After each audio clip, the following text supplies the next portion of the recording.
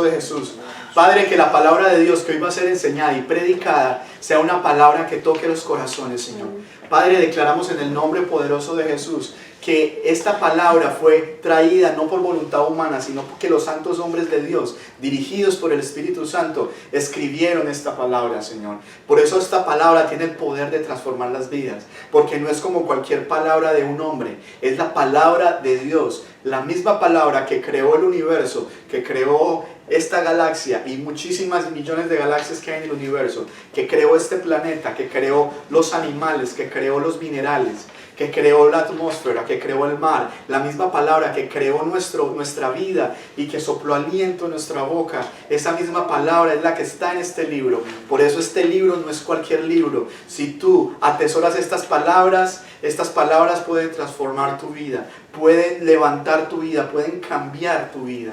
Padre, gracias por esta palabra. Pedimos que mientras se predica la palabra de Dios, ocurran, Padre, milagros y prodigios, maravillas, que ocurran, Señor, en medio de las personas. Quebranta corazones, trae libertad, Señor, en medio de la palabra. Padre, que en medio de la palabra sean sanos los cuerpos de enfermedades. Y si hay demonios, que se vayan en el nombre de Jesucristo. Porque la palabra de Dios, la Biblia dice, donde está el Espíritu de Dios, allí hay libertad. La Biblia dice, conocerás la verdad y la verdad te hará libre. Te hará libre. La palabra de Dios tiene poder en sí misma. Tiene la capacidad, cuando toca lo interno en tu corazón, de libertarte. Padre, en el nombre de Jesús, oro que esta palabra, como la roca, reviente la roca, Señor. Corte los espinos, Dios. Y también en el nombre de Jesús, reviente la piedra y también caiga en tierra buena, produzca al 50, al 60 y al 100 por uno, en el nombre de Jesucristo. Amén y amén. Les damos gracias también a los pastores, a los que están en Miami. Ellos después nos ven, ellos escuchan las predicaciones. Yo estoy yendo los miércoles todavía a Miami. Ustedes no se imaginan lo que Dios está haciendo allá. Dios hace cosas acá, pero allá también hace, pero muchas cosas. Yo llego aquí, no te la mi esposa, llego aquí casi a la 1 de la mañana. Llego aquí casi a la 1 de la mañana los miércoles. Porque el Señor empieza a dar profecía y empieza a hablarles. Y ese grupito eran como 3 y ya empezó a crecer y a crecer y Dios empezó a crecer ese grupo, porque es Dios el que hace la obra.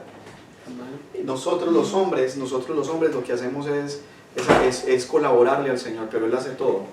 Entonces la semana pasada hablamos del tema de la oración, y el tema de la oración es un tema muy importante. Si tú eres una persona de oración, usted tiene el arma más poderosa del mundo.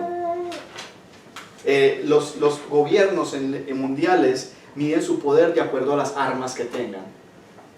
Entonces Estados Unidos invierte muchísimos billones de dólares en armas y en protección y en tecnología, y los países lo hacen, y esas armas lo hacen poderoso frente al mundo. En el cristiano, nuestra arma secreta es la oración. La oración puede producir cosas y hace cosas y mueve cosas que de otra manera no se moverían, produce cosas que de otra manera no pasarían. Si tú eres una persona de oración, eres una persona que es conocida en el infierno porque te tienen miedo. ¿Sabes? El diablo a algunos no les tiene miedo, pero a un cristiano que ora le tiene pavor. De hecho, la misión principal del diablo en estos tiempos es robarnos nuestra vida de oración. Y la vida de oración se roba de muchas maneras, en ocasiones con ocupaciones, en ocasiones con miles de cosas. Nos trata de poner muy ocupados al enemigo muchas veces para que no oremos y no busquemos del Señor. La semana pasada comenzamos este tema de la oración que Dios responde. Para empezar, tenemos que decir una cosa especial, y es que Dios escucha todas las oraciones, pero Dios no responde todas las oraciones. Dios escucha todas las oraciones porque es un Dios omnipresente, es un Dios omnisciente. Él está en todos lados, Él las escucha todas, Él sabe todo lo que las personas oran. Dice Salmo 100, ese no está, Salmo, ese no existe, Salmo 100, 139. Es el 139, aquí me equivoqué, es el 139 del 1 al 4, pueden corregir ahí. Es el 139 del 1 al 4, dice: oh Jehová, tú me has examinado y conocido. Tú has conocido mi sentarme y mi levantarme. Has entendido desde lejos mis pensamientos. Has escudriñado mi andar y mi reposo. Y todos mis caminos te son conocidos. Para un momentico, por favor, ahí nomás. ¿Por qué dice el Señor que escudriña? Mire que el Señor está escudriñando cada vez. Nosotros creemos que lo que hacemos nadie nos ve. Entonces que lo que nosotros caminamos y nadie nos vio. Y nadie vio ese pecado que yo cometí, hermano. Cuando estamos cometiendo ese pecado, le digo quién había. Había un estadio de ángeles mirándolos así. Nosotros supiéramos que nos está mirando cuando estamos pecando. Y hay otro estadio de demonios mirándonos así. Y todos están como esperando. Y también Dios, el Espíritu Santo, está mirándonos a nosotros. Porque Él escudriña nuestros corazones. Él sabe lo que hay en nuestro corazón. Nosotros decimos una cosa y el Señor sabe la intención del corazón. El Señor es como unos ojos con rayos X. Entonces es como muy difícil pararse delante de Dios y decirle mentiras. Porque Él sabe inmediatamente qué hay en el corazón. Sigue, por favor, mi amor, el que sigue. Pues aún no está la palabra en mi lengua, y he aquí, oh Jehová, tú la sabes toda. Entonces algunos dicen, no hay que orar, porque como Dios ya sabe todas las oraciones, entonces ¿para qué oro? Pero no es así. Aunque Dios todo lo conoce, Dios desea pasar tiempo con nosotros. Por eso Él nos recalca insistentemente en su palabra sobre la necesidad de orar y que nuestras peticiones sean oídas delante de su trono. Dios sabe nuestros deseos y sabe nuestras peticiones. Y Dios es tan tremendo que aún oraciones que nosotros no hemos hecho, Él en ocasiones las responde. De cierta manera, Él nos está diciendo de alguna manera, mira, tú no has hecho esa oración, pero yo sé que tú deseas esto en tu corazón, te lo voy a dar, para que te des cuenta que yo estoy cuidando hasta lo más mínimo detalle de tu vida. Yo estoy cuidando hasta el más pequeño detalle de tu vida.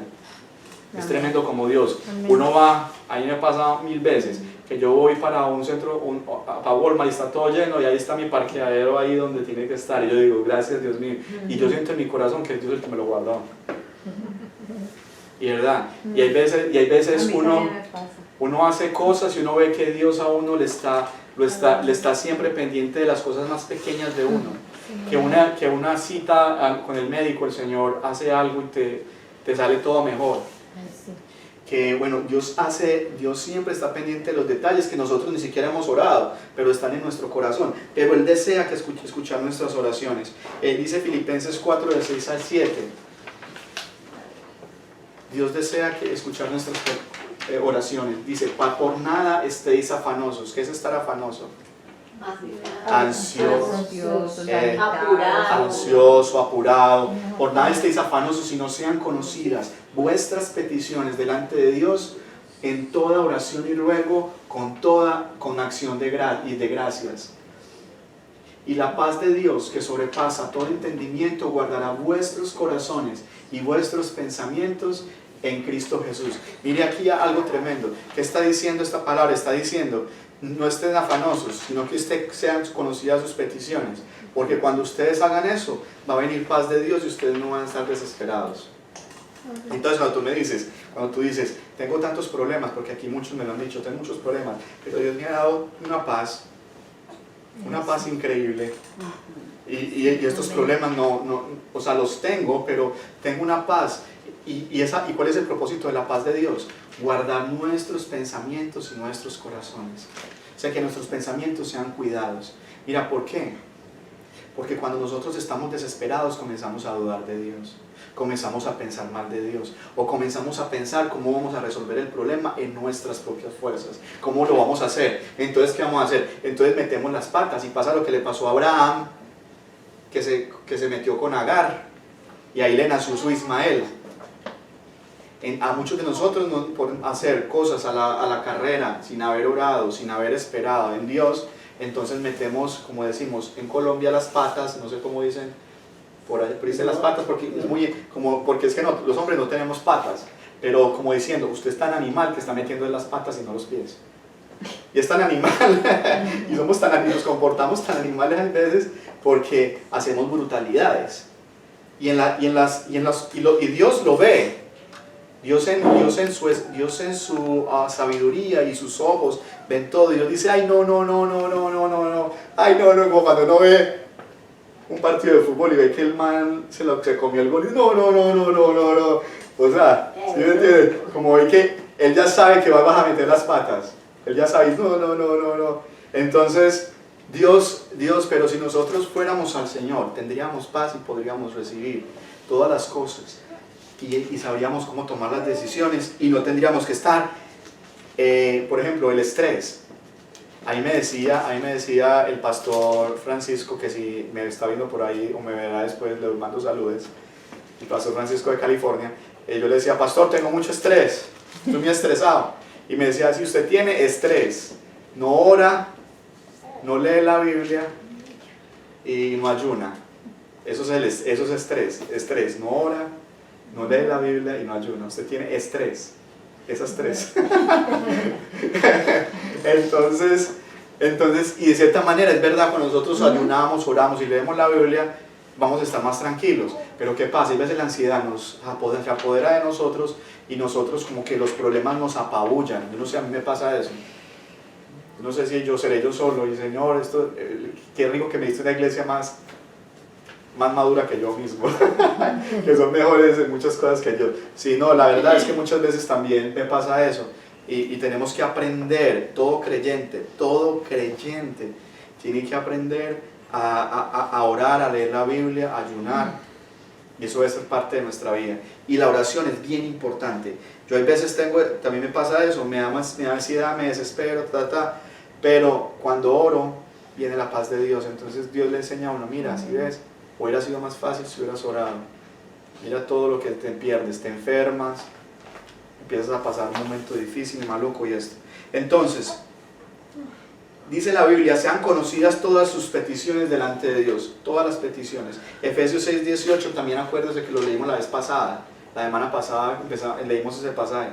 Pablo habla de la armadura y al final dice que la oración es la que sostiene la armadura. Orando, habla de la armadura de Dios y después habla de la oración. Dice, orando en todo tiempo, con toda oración y súplica en el Espíritu y velando en ello con toda perseverancia y súplica por todos los santos. Vuelvo y repito lo que dije la semana pasada. Ahí nos está diciendo ore y ore. Orando en todo tiempo, con toda oración y súplica. Velando, orando, velando, con perseverancia. Y otra vez, súplica, orando con súplica por todos los santos. Es decir, lo que le está diciendo ahí Pablo aún es, oren y oren. Si ustedes quieren que su armadura esté firme, oren y oren.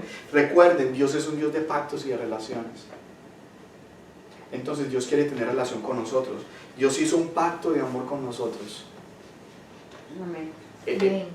Es que el hecho de enviar a Jesús es un pacto de amor de Dios con nosotros.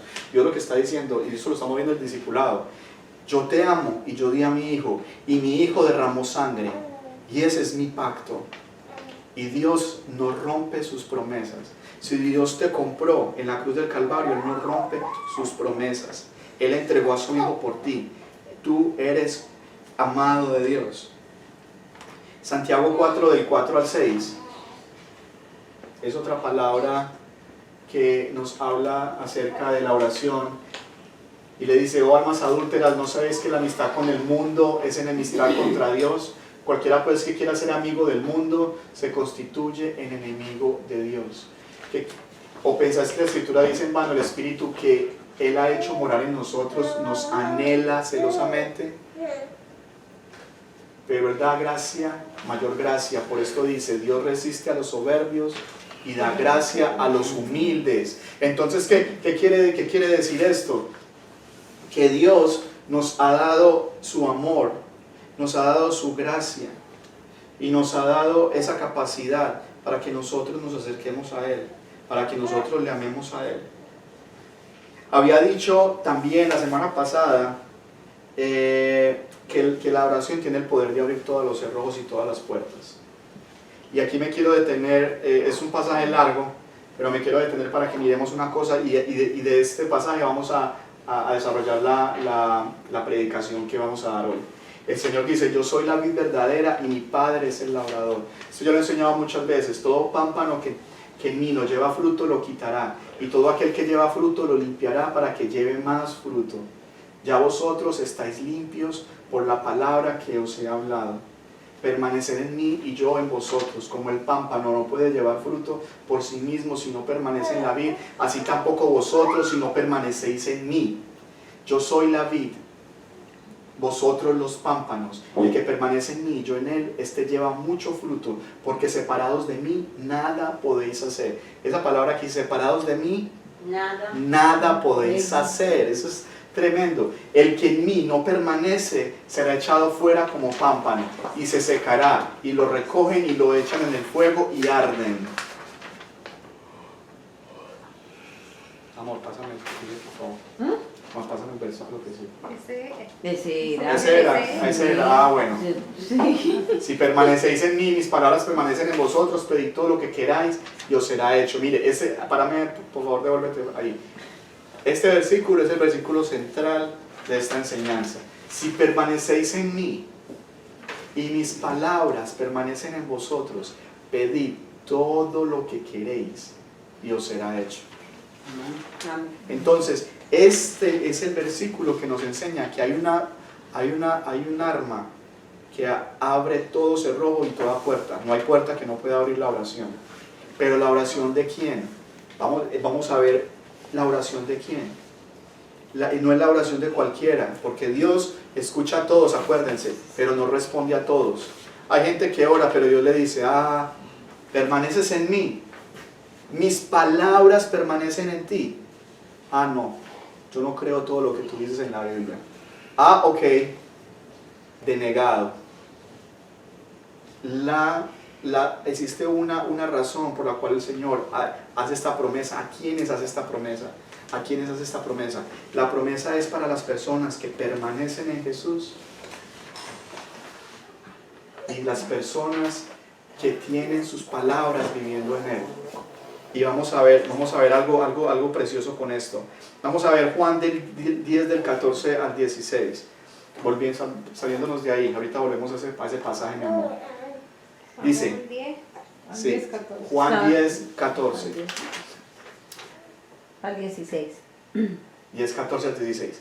En este pasaje vemos que Jesús dice que Él es el buen pastor. Vamos a hablar de qué es permanecer en Cristo.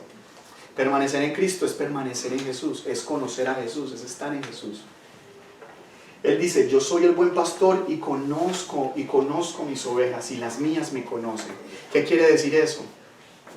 Quiere decir que Dios conoce los que realmente lo buscan de corazón, los que realmente han entregado su corazón. Y dice que esas personas conocen su voz, esas personas conocen y distinguen su voz. Y ustedes saben dónde está la voz de Jesús más palpable que en ningún otro lado. ¿Dónde? En la palabra. En la Biblia. Cuando nosotros luchamos y peleamos contra la palabra de Dios, estamos actuando no como una oveja de Dios, sino como un cabrito de Dios.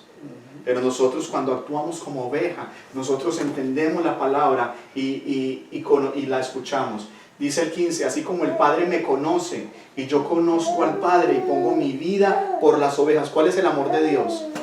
Poner su vida por sus ovejas. Poner su vida por sus ovejas. Ese es el amor de Dios. Cuando nosotros entendemos eso, dice, también tengo otras ovejas que no son de este redil. Aquellas también debo traer y oirán mi voz y habrá un rebaño y un pastor. Mira, esta palabra es linda porque este versículo se refiere a ti y a mí. Nosotros somos esas ovejas que no éramos de ese redil. Acuérdense que Jesucristo fue enviado a las ovejas perdidas de la casa de Israel. Y Él murió, hasta que Él murió y resucitó, la oportunidad que Dios principalmente se la estaba dando a los judíos. Pero luego el Señor, cuando ya dio su vida y pagó por todos, porque la Biblia dice, de tal manera amó Dios al mundo, no dice a los judíos solamente, sino al mundo, que dio a su único hijo. Y ese único hijo es Jesús. Y ese único hijo dio la vida por todos. Ese rebaño que Jesús se refiere en Juan 10, 16, ese redil somos nosotros. Es este redil. Es las personas del tiempo de la gracia. Y dice Él, aquellas también debo traer. Y oirán mi voz. Nosotros también oímos la voz de Él. Y habrá un rebaño y un pastor. Ay, ¿quién es el pastor? El pastor de pastores es nuestro Señor Jesucristo. Por eso yo siempre les quería enseñar. Miren, mis hermanos, yo tengo errores y yo soy un pastor, Pero su pastor realmente, su pastor, el pastor de ustedes, de su vida, es Jesús. Amén. Porque yo en cualquier momento yo podría ir, el Señor llevarme, me podría morir, cualquier cosa podría pasar a uno y ya el Señor se lo lleva y no está acá. Entonces, o podría caer y dejarlo todo, porque somos hombres. ¿Qué pasa? Nosotros nos podría pasar eso. Quiera Dios que nunca, yo sé que Dios no quiere eso, no es que quiera Dios, no, yo sabemos que Dios no quiere. Eso nunca va a pasar en mi corazón. Yo creo que yo quiero permanecer en Jesús firme siempre. Amén. Pero los ojos siempre tienen que ser puestos en el pastor, el de los pastores. El pastor es Él, dice, habrá un rebaño y habrá un pastor. Y no solamente es esta iglesia, son muchos creyentes a nivel mundial. Mucha gente que cree en el Señor. Pero mira, y existe una falsa doctrina, y es que nosotros, por ejemplo, hay muchos pastores que dicen, es que yo soy su papá. Eso es peligroso. Hay pastores que dicen que yo soy su papá, que yo soy su papá y usted es mi hijo, entonces muchas veces esos pastores usan eso para manipular. Porque entonces como yo soy su papá, entonces yo le puedo decir qué hace. Entonces, hermano, diezme todo lo que tiene y démelo a la iglesia. O sea, si me entiendes, yo puedo manipularlos en la parte económica, en la parte psicológica. Nosotros los pastores no estamos para manipular, los pastores estamos para enseñar, para hacer crecer, para cuidar las ovejas del Señor. Cuando el Señor le dijo a Pedro, Pedro, ¿me amas?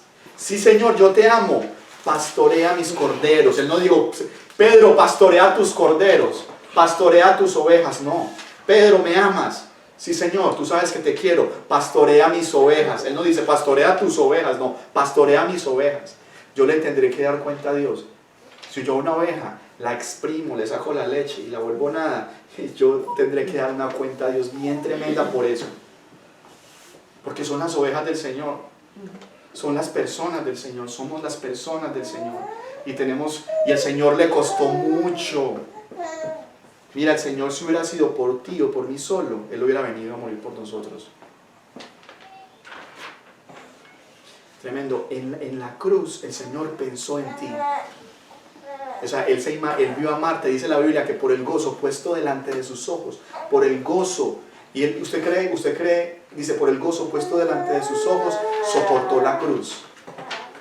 Escucha esa palabra, por el gozo puesto delante de sus ojos. Y entonces usted pregunta, pero ¿cómo así, cuál gozo? ¿A usted le parece gozo estar colgado con una corona de espinas, con 50,000 latigazos, los pies clavados? ¿Cuál era el gozo? El gozo era que Él te estaba viendo a ti, libre de la condenación del pecado. Ese era el gozo de Él.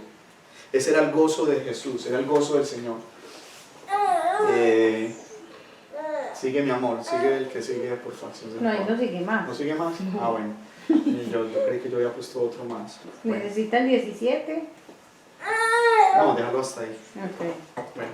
Entonces, el primero es permanecer en Jesús. Las ovejas conocen a Jesús.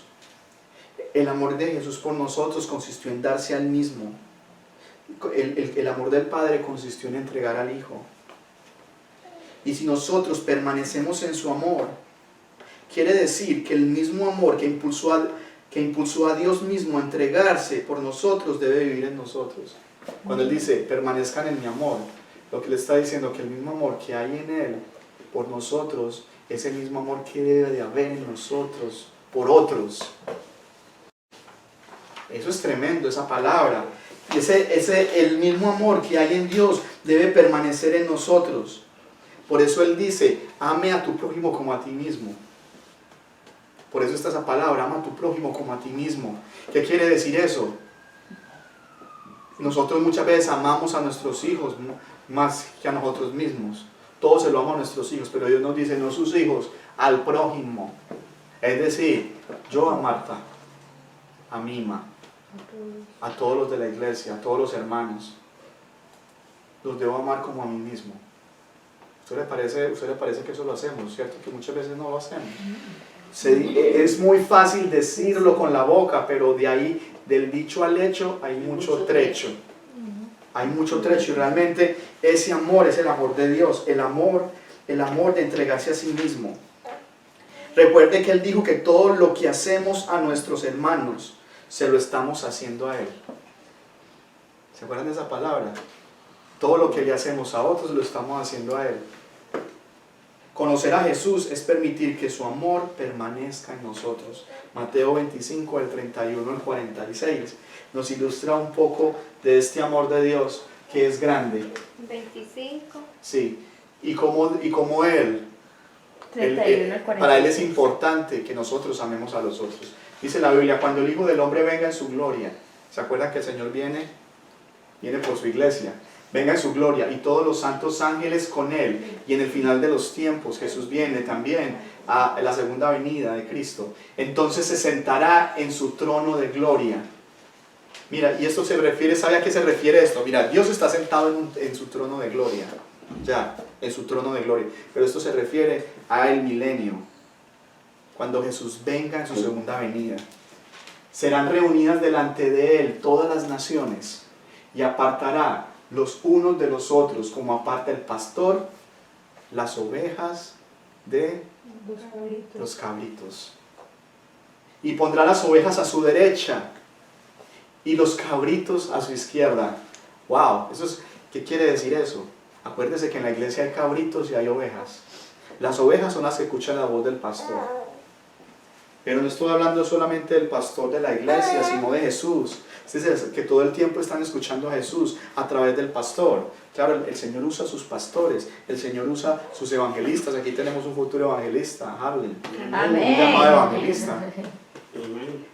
Dios llama a sus siervos y Él habla a través de ellos. Es decir, cuando nosotros escuchamos esa voz, somos ovejas, pero si no escuchamos esa voz, ¿qué somos? Cabritos, y los cabritos hacen lo que Él quiere. Un cabrito no se queda en el redil, un cabrito comienza a brincar y usted lo ve por allá en la montaña encaramado, por allá en un peñasco. ¿Cómo vive el cabrito? El cabrito vive en el peligro, porque el cabrito vive por allá en el filo de la montaña, por allá siempre así, y después sale y brinca de un lado para otro, y brinca de un lado para otro. El cabrito no se queda quieto, en cambio la oveja siempre está detrás del pastor, siempre está escuchando la voz del pastor. Entonces el rey dirá a los de su derecha: venid benditos de mi Padre, heredad el reino preparado para vosotros desde la fundación del mundo. Y mira esta palabra: porque tuve hambre y me disteis de comer, tuve sed y me disteis de beber, fui forastero y me recogisteis, estuve desnudo y me cubristeis, enfermo y me visitasteis en la cárcel y vinisteis a mí. Entonces los justos le responderán diciendo: Señor, ¿cuándo te vimos hambriento y te sustentamos, o sediento y te dimos de beber? ¿Y cuándo te vimos forastero y te recogimos, o desnudo y te cubrimos? ¿Y cuándo te vimos enfermo o en la cárcel y vinimos a ti? Y respondiendo el rey les dirá: de cierto os digo que cuanto lo hiciste a uno de estos mis hermanos más pequeños, a mí lo hicisteis. Entonces, cuando nosotros tenemos el amor de Dios, nosotros tenemos ese mismo amor por los otros. Entonces Jesús dice: cuando su amor permanece en nosotros, entonces nosotros permanecemos en Él, porque Él es amor, Él ama. Él ama, y si Él está en nuestro corazón, nosotros también tenemos que amar a nuestros hermanos. Amén. Amén. Entonces, vamos hasta el 46, ¿cierto? Entonces, dirá también a los de la izquierda. Está en versículo, no me gusta leerlo, ¿cierto? Hay veces da como eso, pero hay que leerlo porque tenemos que ser ovejas, ¿cierto? Entonces dirá a los de la izquierda: apartados de mí, malditos. Y esta palabra es dura. Y esto lo está diciendo Jesús, no lo estoy diciendo, ni lo está diciendo un pastor, ni lo está diciendo Pablo, ni lo está diciendo Juan, ni lo está diciendo Abraham, no lo está diciendo Dios mismo, Jesús. Apartados de mí, malditos. Yo no quiero que Dios me diga así, que Dios me diga maldito, ay Dios mío, ya, no, que trágame, ya hasta ahí llegó uno. Apartados de mí, malditos, al fuego eterno, preparado para el diablo y sus ángeles, porque tuve hambre. Mira otra cosa importante, el infierno es para quién. Para el diablo. El infierno no fue diseñado para el hombre. El infierno fue diseñado para el diablo. Bueno, paro porque ahí dice una verdad que uno muchas veces pasa por delante. El infierno no fue para nosotros. Dice: no te vayas para el infierno. No, el infierno es para el diablo, pero es que los que se van para el infierno es porque se van detrás del diablo. El diablo, el infierno fue diseñado para el diablo. Porque tuve hambre y no me diste de comer, tuve sed y no me disteis de beber. Ahí se me descachó. Fui forastero y no me recogiste. Estuve desnudo y no me cubristeis. Enfermo y en la cárcel y no me tasteis. Entonces también ellos le dirán diciendo: Señor, ¿cuándo te vimos hambriento, sediento, forastero, desnudo, enfermo, en la cárcel y no te servimos? Entonces le responderá diciendo: de cierto, que en cuanto no lo hiciste a uno de estos más pequeños, tampoco a mí lo hicisteis. E irán estos al castigo eterno y los justos a la vida eterna. Entonces ese pasaje tiene que ver también cuando nosotros permanecemos en Cristo. Nosotros somos sus ovejas, nosotros permanecemos en el Señor y le seguimos cuando Él nos habla. Bueno, ¿y qué Él nos habla a Él? ¿Qué nos habla a Él? ¿Qué es lo que nos habla? Palabra de Dios. Entonces ahí viene la otra parte. Entonces, en el capítulo pasado que hablamos de Juan 15, usted ve que él comienza a hablar de unas pámpanos y empieza a hablar de una vid. Los pámpanos son ramas y la vid es el tronco. Los pámpanos van pegados, eso está en Juan 15. Vaya a Juan 15 otra vez, de nuevo Juan 15 del 1 al 11, ahí usted va a ver. Entonces, ¿de dónde recibe alimento los pámpanos, que son las ramas? Del tronco, que es la vid. La vid es Jesús. Los pámpanos somos nosotros somos las ramas.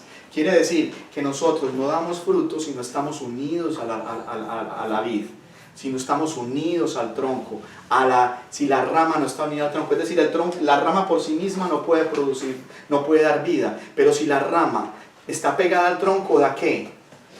Uvas. Da fruto. Uvas. ¿Qué es lo que da la vid? Uvas. Entonces, cuando tú estás pegado a la vid, pero si el pámpano es desarraigado y lo echan en la tierra, ¿qué pasa con ese pámpano? Se marchita, se muere, se seca. ¿Va a dar fruto? ¿Qué hacen con ese pámpano? Lo queman. Yo no sé los que han visto agricultura o han tenido la oportunidad, Gloria sabe por allá en el campo, cuando una rama está ahí, eso es puro chamizo. Entonces, ¿qué hacen? Esto es rico para prender el fogón, ¿cierto? Con esto hacemos fogata y prenden el fogón con eso. Mire, eso tiene un doble significado. Quiere decir que cuando nosotros nos secamos, el fuego tiene que ver con el infierno. O sea, que mire que el Señor siempre dice algo, siempre tiene una relación. Cuando dice que se quema, quiere decir que es como lo que Él dice más adelante, que es echado al infierno. De cierta manera, el no estar pegado a la vid tiene como consecuencia perder nuestra salvación. ¿Qué quiere decir esto?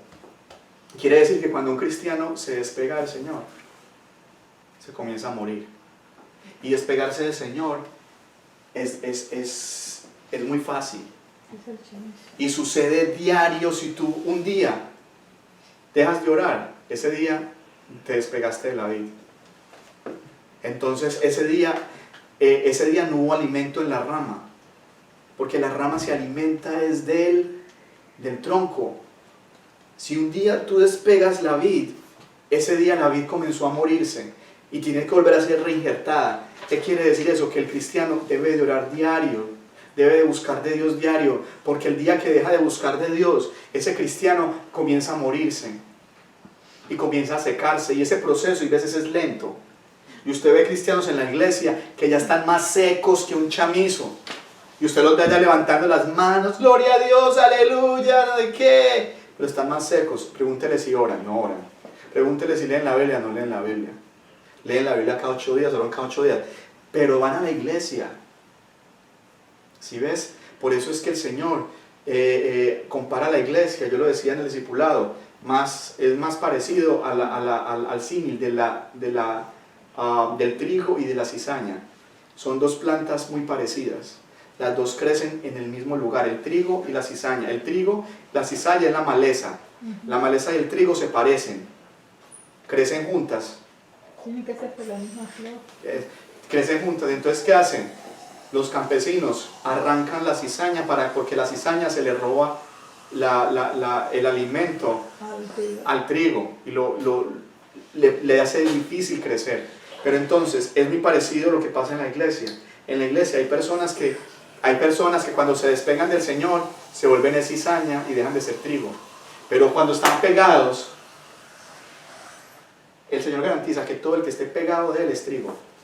No hay nadie que esté pegado de Él que pueda hacer cizaña, porque está recibiendo la savia, está recibiendo la savia del Señor, está recibiendo la savia del Señor. Jesús es muy claro, Él pone en ejemplo las ramas unidas al tronco. ¿Qué son las ramas sin un tronco? Nada. La Biblia dice que la vida de la rama depende de lo que recibe del tronco. Esto quiere decir que cuando una persona, antes de convertirse es una rama seca y muerta. Una persona antes de convertirse, pero cuando esta persona es injertada en Cristo, cuando empieza a creer, allí se produce un milagro. ¿Qué milagro se produce? La rama empieza a revivir. Pero si la rama se pone muy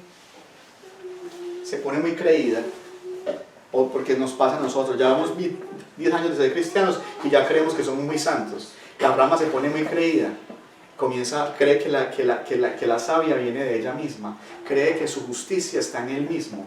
¿Qué pasa? Ese es otro ejemplo que puede pasar. ¿Qué pasa? Se despega, porque empieza a beber de ella misma. Y uno no puede beber de la misma agua porque nosotros no está corriendo agua sino del Espíritu Santo. Amén. ¿Qué pasa? También se seca y también se muere. Entonces hay personas, cuando tú estás bien con el Señor, no puedes nunca rebelarte contra la vid. Cuando tú dices, ya estoy produciendo fruto, ya estoy tan linda, qué rama tan hermosa, estoy produciendo fruto, soy la mejor rama del mundo, y no se da cuenta que es que está pegada de la vid, por eso es que es así. Eso nos pasa a muchos cristianos. ¿Qué tipo de cristiano es ese? El cristiano religioso, el cristiano que cree que es más santo que todas las personas, que es en él mismo que radica la santidad, que él ya aprendió, que él ya sabe, que él ya maduró. Miren, el mundo es eterno, es tan tremendo, y yo sé que ya tengo que terminar, pero el mundo es eterno. Estaba viendo el programa del universo, estaba viendo un programa en estos días del universo, de History de Netflix.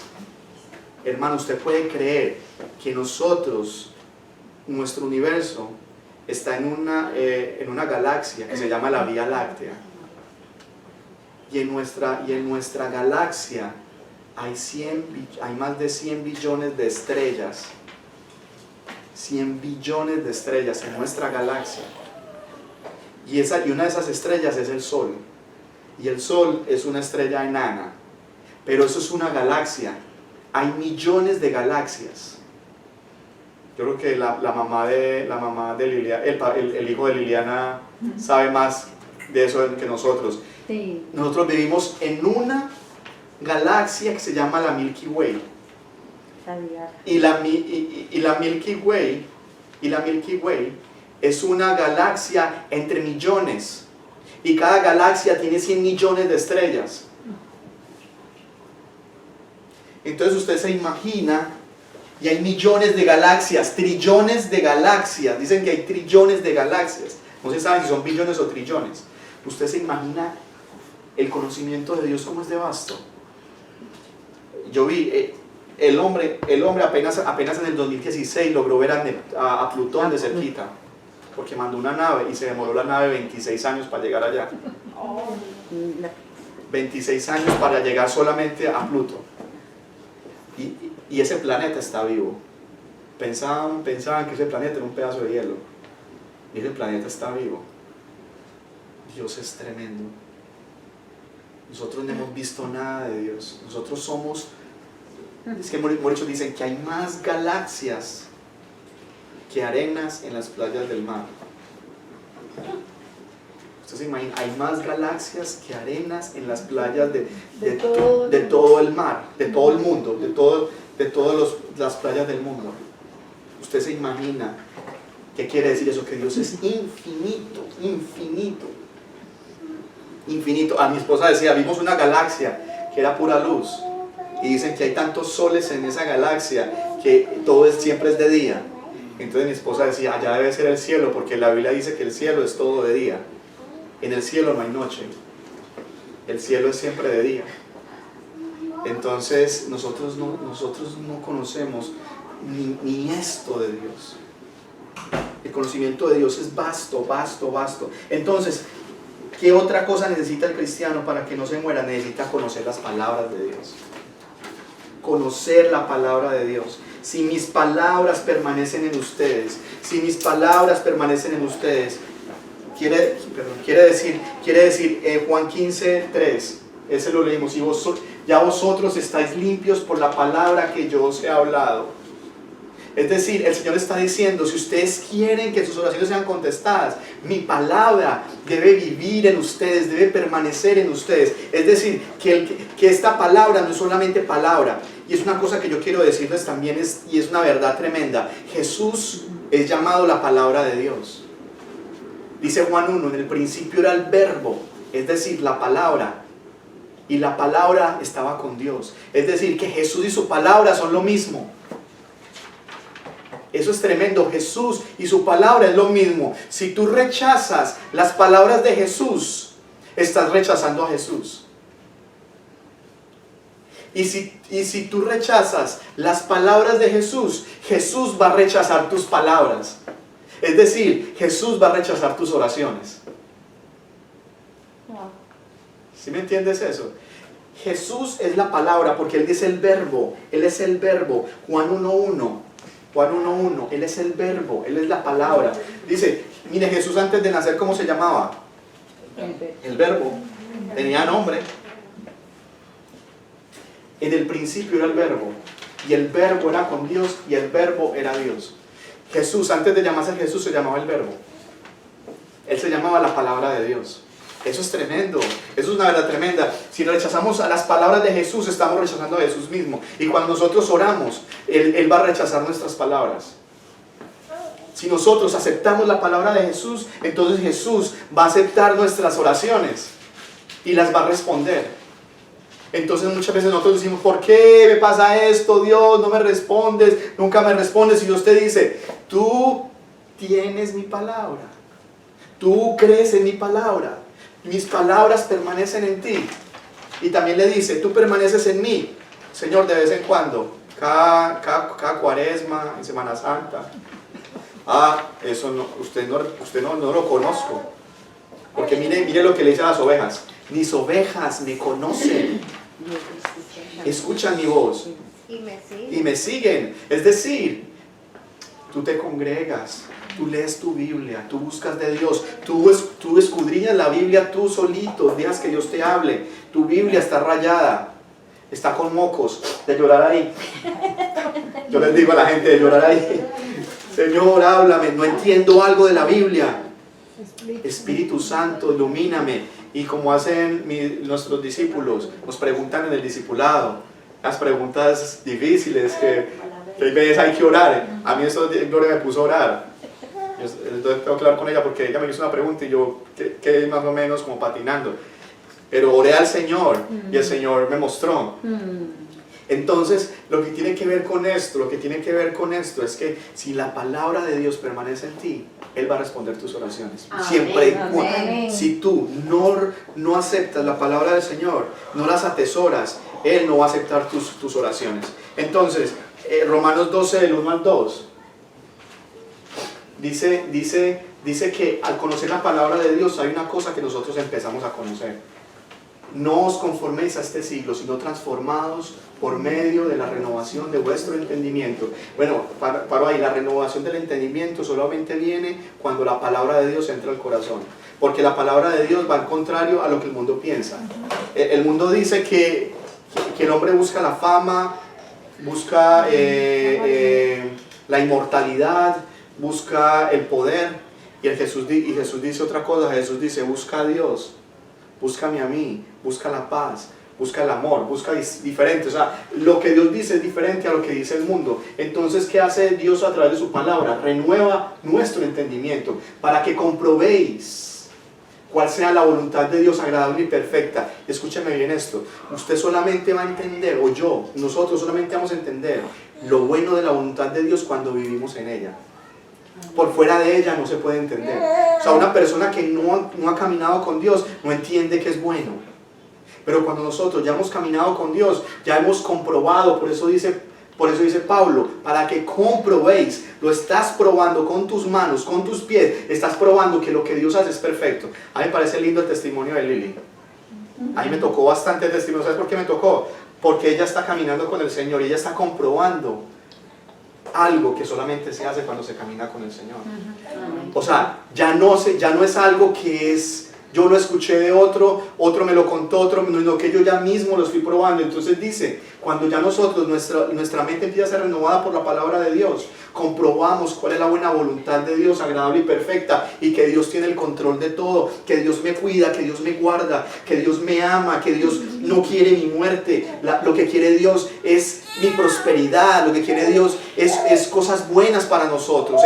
Él piensa cosas buenas por nosotros, pero nosotros muchas veces vivimos en las cosas malas, porque nosotros vivimos lejos de la voluntad de Dios. Cuando vivimos lejos de la voluntad de Dios, muchas veces tenemos que saborear lo amargo que es estar de lejos de Dios. Pero cuando tú estás cerca de Dios, compruebas que la buena voluntad de Dios es agradable y perfecta. Los propósitos de Dios son agradables y perfectos. Nos sometemos a Él, pues confiamos que Él siempre nos dará lo que es mejor. Aunque en el momento no lo entendamos, el tiempo siempre le dará la razón a Dios. El tiempo siempre le dará la razón a Dios. Él siempre busca el mayor bien posible para los que le aman. O sea, puede ver que uno, Señor, no se dio como yo quise, pero Dios lo permite de alguna manera, algunas cosas, porque para Él es el mayor bien posible. Él busca el mayor bien posible. Él no busca solamente satisfacer mis deseos. Él busca lo mejor. Dios siempre le da a uno lo mejor. Yo quiero una cosa y Dios me da algo mejor. Dios nunca a mí me ha dado algo menos de lo que yo quería. Cuando Dios te da algo, Dios te da algo mejor de lo que querías. Usted se imagina, es como cuando usted va al mercado y yo a veces digo, yo quiero ser como el Señor es. Y a veces voy al mercado y mi esposa me dice, traigo una papa, y yo traigo todo el bulto de papas. Traigo un queso y yo traigo todo el queso. Los quesos. Yo traigo. Porque Dios es así, o sea, Dios conmigo es así. Y Él me da más abundantemente de lo que yo pido. Él siempre me da más abundantemente que yo pido. Con esto terminamos. Para que Arlena ya está cansada de este pastor. Romanos 8 del 28 al 30, amor, pónmelo por favor, gracias, para que terminemos. Y con esto terminamos. Mira, sabemos, mira esta palabra, que los que aman a Dios, todas las cosas le ayudan a bien. Toda cosa, si sea difícil que tú enfrentes, lo más difícil que tú enfrentes, eso te va a ser para bien tuyo, va a ser para bien. Esto es a los que conforme a su propósito son llamados. Conclusión, y con esto ya acabo. Esto quiere decir que la oración que Dios responde es aquella realizada por verdaderos creyentes que permanecen en Cristo y que sus palabras permanecen en ellos. Jesús promete que todo lo que pidas te será concedido. Estos son el tipo de creyentes que Dios quiere. Dios pide que Jesús promete que todo lo que pida será concedido. Se trata pues de hombres y mujeres que logran transformar el mundo por medio de su oración.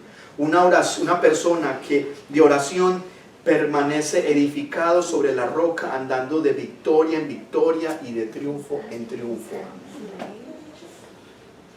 Amén. Entonces, esta es la oración que Dios responde.